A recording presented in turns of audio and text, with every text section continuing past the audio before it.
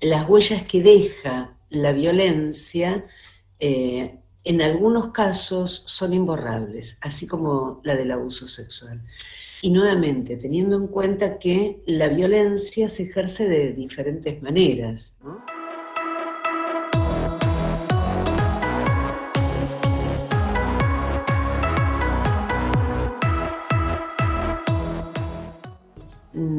El tema de hoy es abusos sexuales, porque no hay una sola manifestación del abuso, sino que son distintas las formas, su relación con la violencia. Digamos, por violencia, yo tengo por acá algunas definiciones que me interesa compartir. Si nosotros acordamos que violencia deriva del adjetivo violens, que significaba impetuoso, furioso. El origen latino de la palabra es el sustantivo vis, fuerza, poder, potencia. La violencia fue asociada desde momentos muy remotos a la idea de la fuerza física y el poder. Los romanos llamaban vis a esa fuerza, al vigor que permite que la voluntad de uno se imponga sobre la del otro. Vis tempestatis se llama en latín a la fuerza de la tempestad. Violento, impetuoso, furioso, incontenible es una de las traducciones. Y cuando se refiere a personas, también suele traducirse como fuerte, violento, irascible. Bueno, el concepto en sí siempre se refiere a un uso inmoderado, no moderado de la fuerza para lograr objetivos que van en contra de la voluntad de la víctima o del violentado. Puede manifestarse también de múltiples maneras, asociadas igualmente a los variados procedimientos de humillación, amenaza, rechazo, acoso o las agresiones verbales, emocionales, morales o físicas. La consecuencia, en la mayoría de los casos, es la lesión o destrucción en parte o en todo. Hay algo que se llama el triángulo de Galtung, que habla de una violencia, digamos, son dos triángulos donde en el extremo superior, en el vértice superior, hay una violencia directa que está en relación a un comportamiento, una violencia cultural que está en relación a las actitudes, y una violencia estructural que está en relación a la negación de las necesidades. Bueno, yo decía que en realidad la relación es con la mayúscula violencia, porque hay algo que desde el psicoanálisis y más específicamente hablamos desde el psicoanálisis lacaniano, que hay algo que tiene que ver con lo que Lacan planteó con la mujer sin verdad. Y en el caso del perverso, esto justamente no existe. Ahora voy a desarrollar el tema.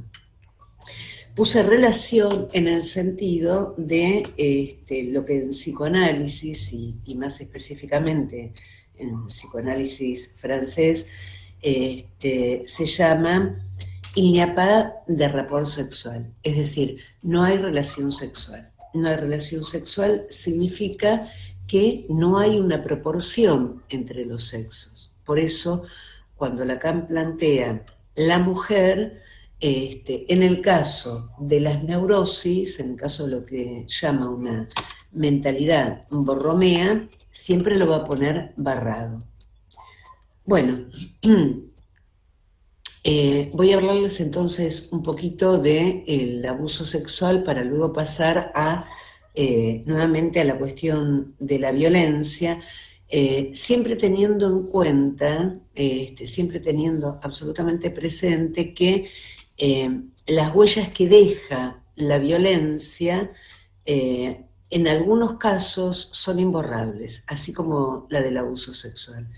Y nuevamente, teniendo en cuenta que la violencia se ejerce de diferentes maneras, ¿no? digamos, el bullying, el ciberbullying, hace años que se viene padeciendo, y ni hablar de lo que son los acosos sexuales a través de las redes sociales, lamentablemente, ¿no? Bueno, yo en su momento había dado una charla también para la academia, lo cual agradezco nuevamente y mucho la invitación, y habíamos hablado de pedofilia. Vamos a repasar un poquito. La pedofilia es una parafilia que consiste en que la excitación o el placer sexual se obtiene a través de actividades sexuales con niños. Es el cuerpo del niño lo que vale para el pedófilo. El niño como sujeto no es tomado en cuenta, sino como un puro objeto de goce mortífero, pura pulsión de muerte para el niño en cuestión. Parafilia es una palabra que proviene del griego y cuyo significado es al margen del amor, al margen de la pulsión de vida, diremos con Freud. El pedófilo quiere un cuerpo sin tiempo, porque el perverso es un sin tiempo. La discontinuidad es una causa principal en las estructuras. La causa es que haya una detención en la base de la madre. Esto hace una fijeza. Todos nos encontramos en la línea del tiempo. Lacan lo plantea en relación a la metáfora y la metonimia, lo que en Freud, entre comillas, sería casi un equivalente a condensación y desplazamiento.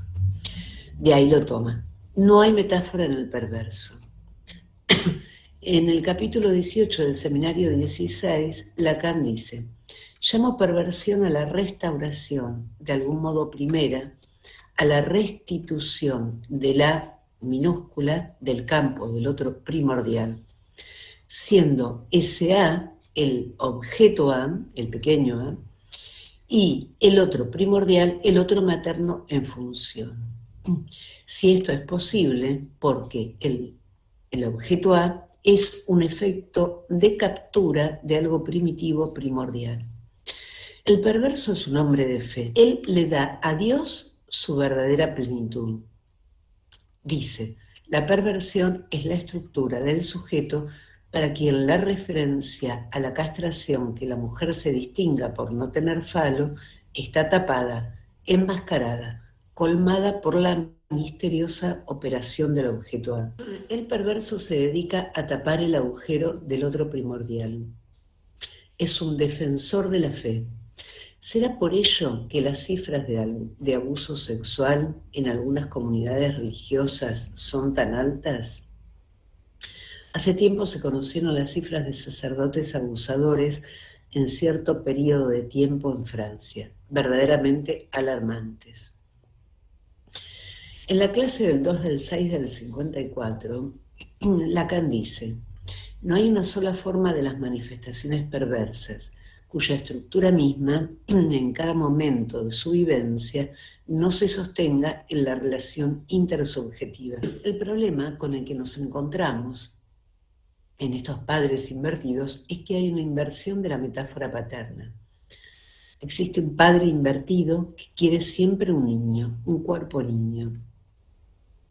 Padre invertido significa, entre otras cosas, el odio al padre, un tiempo de esquilo.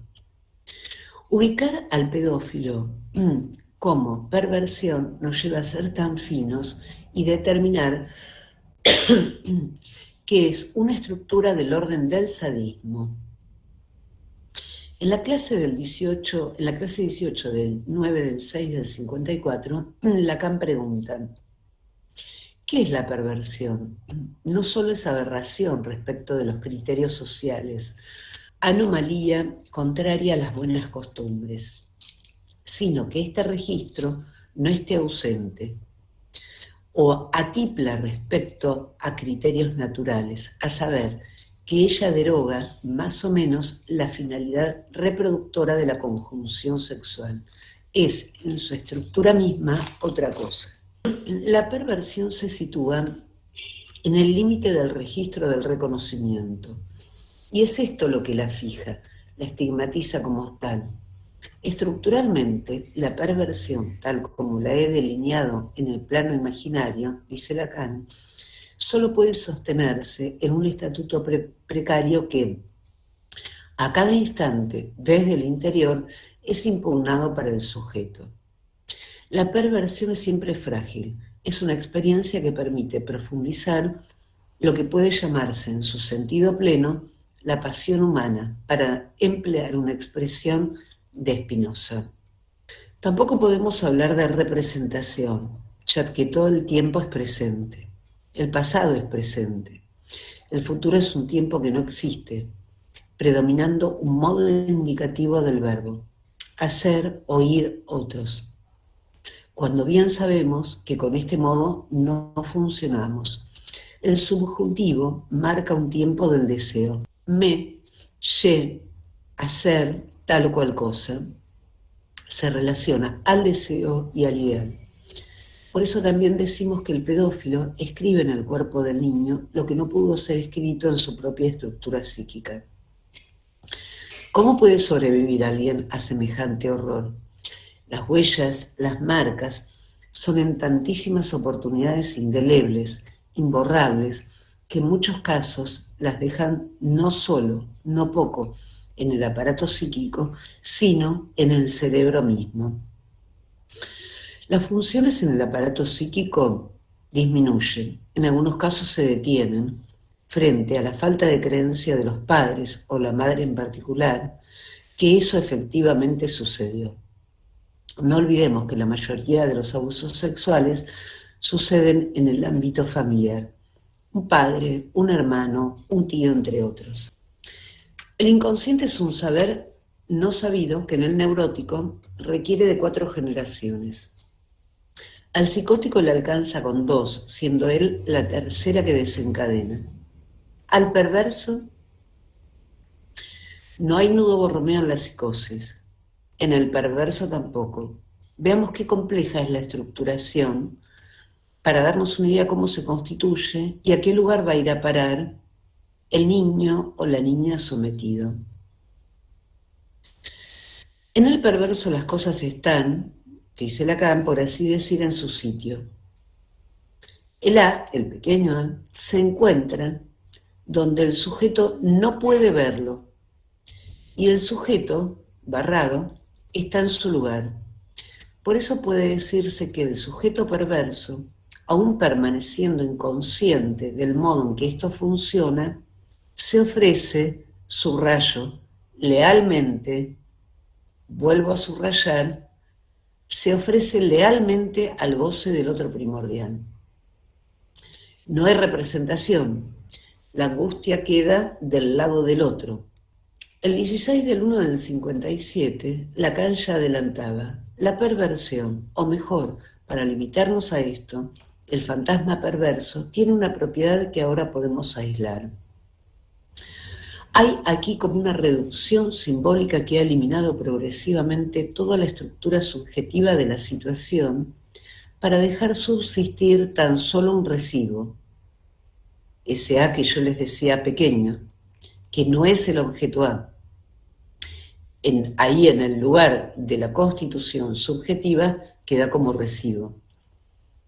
Completamente desubjetivado y a fin de cuentas enigmático, porque conserve toda la carga, pero una carga no revelada, sin constituir, no asumida por el sujeto, de lo que en el otro primordial, o en función materna, constituye la estructura articulada en la cual el sujeto está implicado.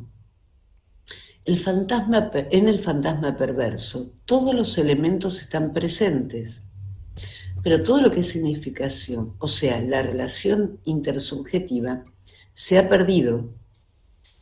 Lo que podemos llamar los significantes en estado puro se mantienen sin la relación intersubjetiva, vaciados de su sujeto.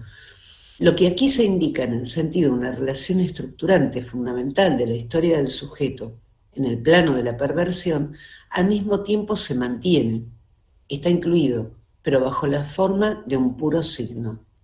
La dimensión imaginaria se muestra, pues, predominante, siempre que se trata de una perversión.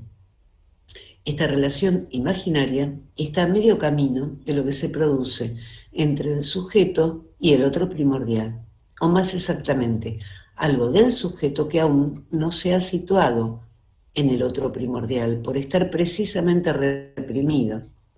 Se trata de una palabra que es ciertamente del sujeto, pero al ser, por su naturaleza de palabra, un mensaje que el sujeto debe recibir del otro primordial en forma invertida, también puede permanecer en el otro primordial y constituir lo reprimido y el inconsciente, instaurando así una relación posible pero no realizada, de tensión en la estructuración en el perverso. Falsa estructuración podríamos llamarla, de tensión en la estructuración del la niño-niña abusado-abusada, que son clarísimas las consecuencias en quienes lo padecieron. En algunos casos, como data el libro de Virginie Despentes, Teoría del King Kong, donde relata haberse dedicado a la prostitución tras haber sufrido violación. Y en nuestra clínica tenemos muchos de estos casos también para ejemplificar, ¿no? El odio también queda de su lado, muy lamentablemente, pero lo cruelmente marcado por el otro, desamparo total, no hay cuerpo para el perverso, tampoco para quien sufrió el abuso. El perverso es cruel. ¿Cuántos abusados conocemos a diario en las noticias que no pudieron contarlo? Lucio, Nancy, veremos con o sin abuso, si fue solo un acto de crueldad y violencia, acá en Argentina, por supuesto, Lucio 5 años, y otros tantos con el mismo nombre de la crueldad.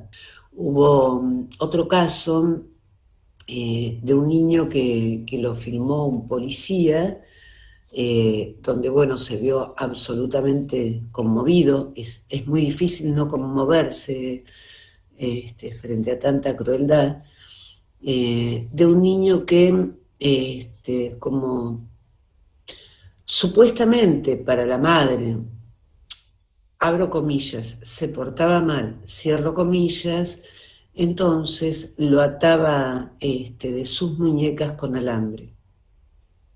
Este policía pudo filmar cómo estaban sus brazos y bueno, así como los padres de Nancy terminaron presos y bueno, parece que a la madre vieron cómo es esto, ¿no? La cárcel de mujeres se enojaron mucho por lo que había hecho con su hijo. Bueno, parece que la mamá de este otro nene va por un camino similar. Las cifras son terribles, prefiero, digamos, la cantidad de niños abusados o que padecen violencia. Yo prefiero no nombrarlas para que esto no sea más terrible de lo que es y continuar con la teoría entonces. Decía, estaba hablando de la crueldad. En la ternura, por el contrario, el tercero está, y si las cosas marchan por buen camino, los primeros pasos son los instalados por el otro materno en función en la relación al infans a través de las palabras amorosas que envuelven el cuerpo del niño, los tonos y melodías que hacen a la música que luego interpretará dicho sujeto. La ternura es uno de los puntos iniciales de inscripción de la pulsión. A diferencia del melancólico, en el perverso hay una letra que no está, no se inscribió. Si el amor al padre es espacio y tiempo, hace escritura, el pedófilo nada sabe de esto, a pesar de sus intentos fallidos por sublimar y disimular. No logra verlo. Bien sabemos cómo estos casos han aumentado de sobremanera en épocas donde la ley se pone a prueba constantemente. Época del capitalismo, donde el mercado pone precio a todo. Se regatea así el deseo. Época de pandemia. Qué mejor que abusar de los niños, ya que al ni asistir a la escuela no tienen a quién contarle, o supuestamente nadie se dará cuenta de lo que les pasa. ¿Qué control y o seguimiento de parte de las instituciones del Estado y de las educativas de nuestros niños? No hay derecho a que los derechos de los niños sean abolidos. La ley del gallinero se aúna con la ley del canibalismo, vuelta a la animalidad. El pedófilo es la madre y el niño tomado por abuso es su objeto. ¿Cómo se reconstruye? ¿Cómo se reconstituye el narcisismo en un niño adolescente abusado? El narcisismo es un tema a trabajar siempre en un análisis. ¿Qué y cuánto se puede volver a armar en los casos y en los caos de abuso? Si no creyera en lo que creo, en el valor de la palabra, ora la canción. Hay una perturbación del psiquismo, aún en estado de prematurez, aún donde no se ha terminado de desarrollar, cuando hay convivencia con la victimización de la madre por parte de la figura paterna. Las conductas que se pueden observar en niños, en adolescentes, entre otras cosas, son conductas agresivas externalizadas y o autolesivas, identificaciones por modelado de la figura paterna violenta en los hijos varones y pasividad y sumisión en las chicas. Bueno, este es un punto sumamente importante en nuestra sociedad, ya que en población de edad escolar, dice la doctora Martorella, entre un 20 y un 25% de los niños han visto a sus padres pegarse, según cifras de su trabajo. El punto es que los niños testigos de violencia doméstica se convierten en víctimas invisibles. Y el punto es, estos niños testigos, ¿no?, que se podría decir testigos mudos a veces, porque otras veces toman partido por uno de los dos, ¿qué es lo que hacen después cuando llegan a la adolescencia? Si van a tomar el punto de identificación a la madre donde quedan en un lugar de víctimas, repitiendo esa elección del partener, en otros casos quejándose de la relación de los padres y en algunos casos diciendo que jamás van a tener hijos e inclusive sometiéndose a intervenciones quirúrgicas para eso, para evitarlo, como si no alcanzara con la palabra, ¿no?, como un hecho, o con cualquier otro medio, o los varones, o digamos, también puede tomar, en el caso de las chicas o en el caso de los varones, el camino muy peligroso de reivindicación de la persona que ha sido víctima de violencia, o en otros casos, directamente, en el caso de los varones también, porque no las chicas, pero más en el caso de los varones, puede tomar un punto de identificación a la violencia de ese padre o de esa madre, porque no sabemos quién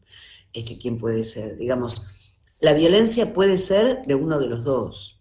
La violencia no tiene, de hecho, un género sexual. No es que la violencia esté del lado del hombre o de la mujer. Que la violencia sea mucho más frecuente del lado del hombre no hace a que no haya, de hecho, mujeres violentas. Y también es importante destacar que la violencia no hace solamente a un rasgo de una estructura psicopatológica o a una estructura en sí, porque en los casos de neurosis también se encuentran, por ejemplo, en momentos donde hay depresiones, por ejemplo, muy importantes, o en que muchas veces un hombre se puede sentir muy impotentizado por la palabra de su mujer, a veces aparecen reacciones con un nivel de violencia totalmente desmedido. Bueno, los niños y adolescentes que crecen en familias violentas y que no presentan un grado, entre comillas, de armonía, tienen un elevado riesgo para un amplio rango de internalización y externalización psicopatológica, incluyendo agresividad y pensamientos y conductas suicidas. Un sufrimiento, la violencia intrafamiliar es un sufrimiento en los hijos que se vislumbra en muchos casos como una falta de adaptación del niño a su ambiente, dando lugar a problemas de adaptación, problemas escolares. Bueno, hay varios estudios que postulan que a mayor percepción de hostilidad entre los padres, los hijos tienen más posibilidades, más probabilidades de presentar síntomas de ansiedad y de depresión.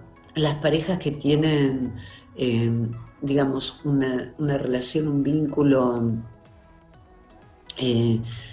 bueno, mi buena amiga le llama desajustado, yo diría que presentan muchos conflictos, suelen evidenciarse con síntomas donde hay un menor nivel de competencia, más conductas de aislamiento. Los chicos presentan somatizaciones. Bueno, hay toda una serie de características que son propias.